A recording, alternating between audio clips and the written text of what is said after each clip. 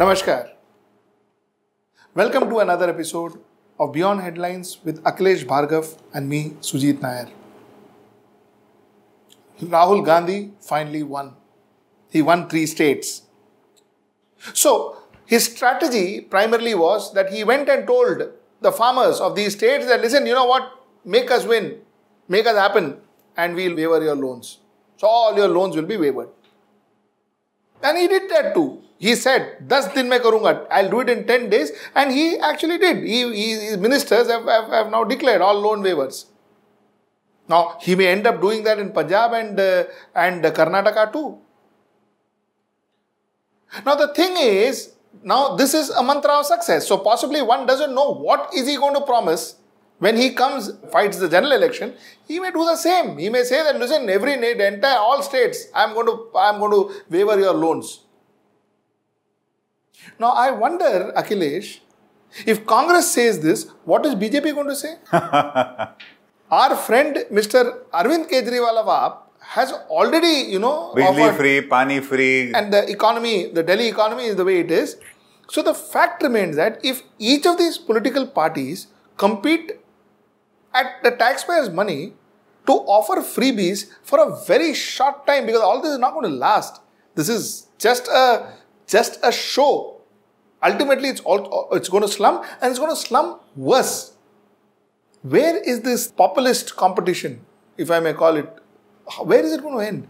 Sujit, this, with Congress having won the 3 states, I think Mr. Rahul Gandhi is under the false notion that it is these freebies which will get them to power and continue to be in power. In fact, in Madhya Pradesh, they have not even got majority. They are in power, but they have not got majority. And very, very openly, blatantly, one of the electoral promises was a loan waiver. Correct. Farm loans will be waived. And they delivered it. And they delivered it. The first thing that Mr. Kamal Nath did when he assumed power was he waived the loans. It has costed. It's another thing, perhaps Madhya Pradesh can't afford it. It's costing Madhya Pradesh 38,000 crores. Their finances cannot afford this kind of a loan waiver. Chhattisgarh, the write-off will cost them 16,000 crores. So, we are in a situation where I think Mr. Gandhi thinks that his winning formula is freebies, loan waivers. He's already mentioned this very clearly. Get us to power in 2019 and all farm loans waived. And that might be a price tag of 4 lakh crores. Whether India can afford it is the question. And whether it is good governance, good economics, the right way to, get up the farm sector or whoever loans are waived is again a big question mark. So this is one kind of an electoral steroid he's trying to induce, thinking he will become politically strong and come to power. I think it is dangerous for the country and its economy. Correct. And I'm sure BJP will think of better ways to Oh yes. And so would every party. If you look at his record at the moment, 3 states, 2 have already announced, but Punjab and Karnataka, also there was a promise, they have failed to announce it so far. And that's probably because where is the money to be writing off? Chances are they may announce it. They might just do it because I think Mr. Gandhi thinks this is a winning formula. But if all of them follow suit, like I told you, it's a national NPA crisis of at least 4 lakh crores to be written off. The state can't afford it. But if this is the winning formula, and if the BJP also gets influenced by it, then you are into competitive populism. No, the BJP is definitely going to get influenced by it, is because that is exactly why they are asking for that RBI reserves. Oh yes, I think that point got started from the time Mr. Modi announced that 59-minute loan scheme for MSMEs. Whether you are eligible or not eligible, we will, quickly try to disburse loans to you. The Kisan credit cards is also a populist spending. The Mudra loans, which is about 7 lakh crores, is also a populist spending. They are at the moment taking a stand. We will not do farm loan waivers because they truly don't help the farmer or the agri sector. That's the position at the moment. But with that 41,000 crores additional budgetary sanction they have taken for recapitalizing banks is a step in that direction. Akhilesh, we have deliberately not criticized the Modi government for the rise in petrol prices. In fact, we actually said that, listen, it's good that he's not subsidizing petrol prices because ultimately we have to pay for it. So in a way, that decision of Modi Sarkar was good with all fairness. Okay, somewhere down the line, this is all going to change now. Oh yes, petrol and diesel prices will come down. They have to be brought down. Correct. And they have to be getting into a territory where government will spend money to subsidize it, because why will they also not indulge in this dispensation of freebies? So you can expect the Modi government to get more aggressive on it and in their own format. So you have the Modi government offering freebies, you have the Congress government offering freebies, and ultimately, if any of these guys win, which one of them will, you will end up having a poor economy, a hole in the economy. Either ways, you will end up having an empty treasury. Like, for example, thanks to this competitive populism, Gujarat government has already announced a waiver for electricity bills. It's costing the government some 652 crores. But again, that's government money being sacrificed. So you're talking about reaching a situation where the coffers will be empty. And that's not good for the country. That's absolutely not good for the country. So in the desperation of winning, this is going to harm each and every individual of this country. Okay, now tell me, somewhere down the line, isn't there some kind of a rule? Isn't there some kind of a system that protects the country and its coffers and its treasury from being looted like this with false promises, not even false promises, with promises which it doesn't go from Rahul Gandhi's pocket, does it? Neither does it go from Modi's pocket. Ultimately, it is going from our pocket. So, isn't there a rule, any sections, any processes that stops it from? In terms of specifics, there is none. Okay? In terms of overall spending, there is a Fiscal Responsibility Management Act which the ruling party is supposed to follow. For example, in the current year, as per the budgetary promises, they are targeting that fiscal deficit will not exceed 3.3% of the GDP. That's the promise they made to the parliament as part of the budget. But Sujit, they have already exceeded their fiscal deficit. We are in December. They have already exceeded it. And they are trying their best on paper to somehow show that we are not going to exit it. So the government is pulling out money from every possible pocket to say that, oh, we haven't exceeded it. But in fact, this particular rule or regulation that is there is in terms of a promise to the parliament. But so often in the past, the ruling party has breached it. So there is no check on it. Or you take a very different way to look at it.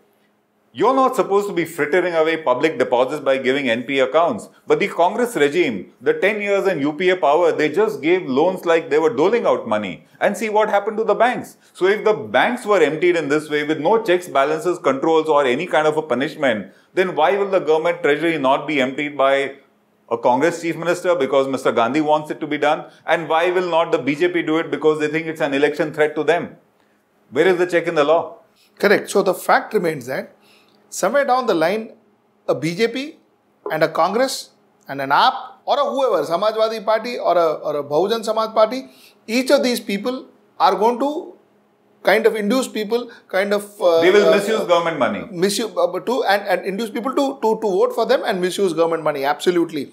Finally, I think it is up to us, the normal citizens of India, to understand that, listen, ultimately we are paying for it. So the 4 lakh crore, if Mr. Rahul Gandhi ended up paying, or let us say 38,000 crores that Mr. Rahul Gandhi ended up paying for sanctioning Madhya Pradesh loan waiver, then that 38 crores is not loan waiver. It is actually a campaign fund. It is a campaign expense of Congress, because that 38,000 which you paid is what made the Congress win. So it's a campaign expense. Come to think of it, somewhere down the line, this is going to be bigger and bigger. And finally, 2019, it is going to actually have implications starting 2020. This is similar to what happened in NPS. Loans were doled out, all corporates were kept happy, the corporate world were kept happy, and here you are, we ending up paying our... Akhilesh, the thing is, the question I wanted to know is, somewhere down the line, the loan waiver or any sort of these kind of soaps, can't the election commission intervene? Can't, like you have the code of conduct, can't there be a code of conduct that is brought in, wherein at least, there has to be certain amount of logic. See, people say they get 4 lakh crores loan waived out. Where will the 4 lakh crores come from? Shouldn't that be part of the logic when you promise something? See, Sujit, what you point out is what will happen. If you write off these loans, it means that money will not come back, and to that extent the government treasury gets empty. What happens? Suppose the Congress comes to power in 2019 and they write off all the farm and agri loans, which estimates say is anything between 3 to 4 lakh crores. You are emptying the treasury. You are emptying the coffers. It means infrastructure projects start suffering because you don't have money to spend. It means India's credit rating goes down. So the rate at which India, its corporates borrow, the interest rate shoots up. The interest rate for you and me will shoot up if we take loans from a bank. Inflation shoots up.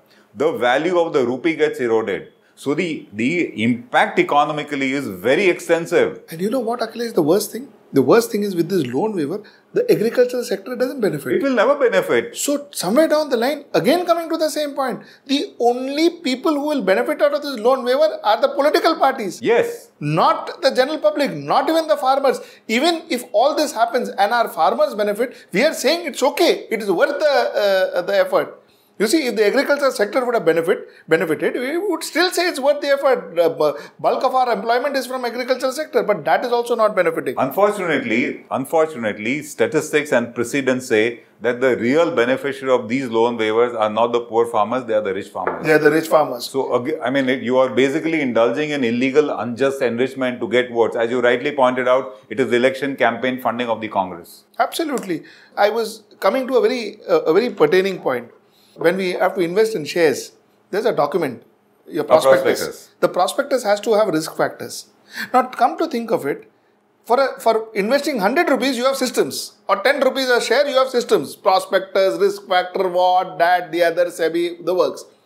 When we are investing in a government which is going to run your country and, run lakhs and lakhs and trillions, or whatever that, trillion economy, okay, you have nothing to actually give a safety guard to the common citizens, to the voters, to say that, listen, if this is what is said, these are the implications. But then our politicians are risk factors, na?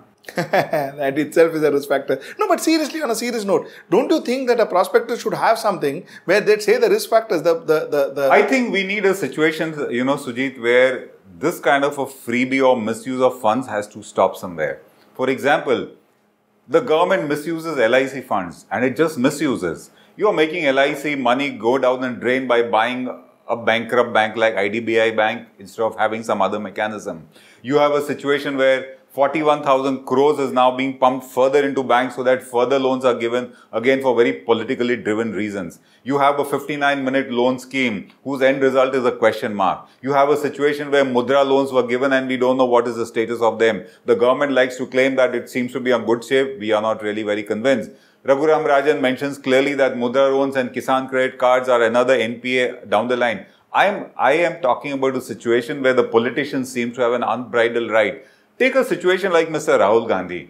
Before the MP elections and even now, he's not an elected representative of the people in Madhya Pradesh, for example. What right does he have to just make a promise and then even get it implemented? He had no constitutional or legal standing. So you are talking about a situation where politicians are just misusing their powers. Mr. Gandhi is not an elected representative. He's not an office bearer of Madhya Pradesh government. How did he promise it even before they were elected? Okay, so that's that. More importantly, I'm more bothered about what happens after the promise is made, and that's what is actually a very weak economy. Absolutely, and that's really what's worrying me. So to conclude, Akhilesh, I think a lot of people do write into us saying that what is our solution? Why don't we offer solution? And to a certain problem, the solution of the problem is by making general people of this country aware of the problem. That is the solution, and that's exactly what we are trying to do in this case also.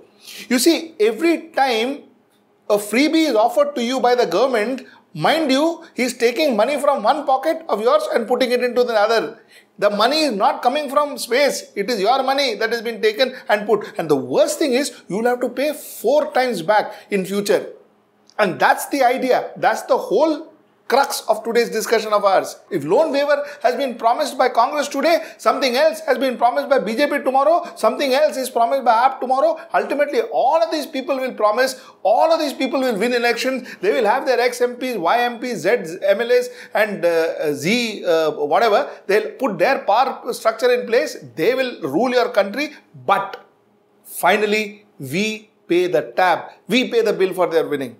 And that's the crux of our discussion today. And that is the solution. That is what we are trying to tell you. That listen, if somebody is going to offer you some freebies, ask him, how am I going to pay it back? Ask him, how is he going to do it? Where is he going to get the money from? And finally, get a very, very clear understanding as to who is paying for your bill.